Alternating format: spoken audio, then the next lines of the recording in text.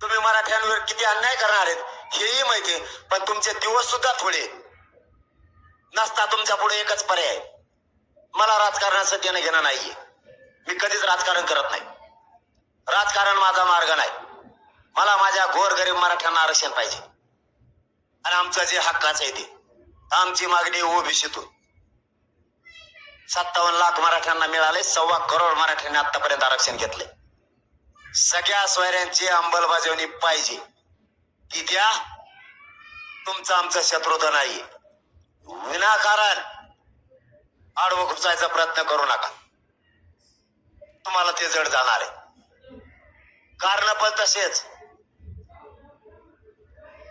मराठ्यांचे आमदार आणि मंत्री विरोधात घाला. 4-2 माकडे ते बोलायला लागले. तुम्ही कशाला निवडून देता त्यांना? डोक्याला ताण. एकाच पाणी कुठून आणले तुम्ही आपल्या लेकराचं वाटोळं करायला? तुम्ही देता यांना निवडून, पिढ्या बरबाद व्हायला लागल्या आमच्या. ऐका, अधिकाऱ्याचा टक्का बघता का नाही? कधी कार्यालयाला जाता का नाही? इथून तिथून सगळ्या जातीचं वाटोळं होऊन बसलं. ना केंद्रीय कॉलेज मिळायला तयार आहेत, ना अधिकारी बनायला तयार आहेत. नोकऱ्यातला सगळा टक्का कमी होऊन बसला. आणि हे तुम्ही निवडून दिलेले जातीकडून बोलायचे तर नेत्याकडून बोलायला लागले. मी बोललो कोणाला? नेत्याला.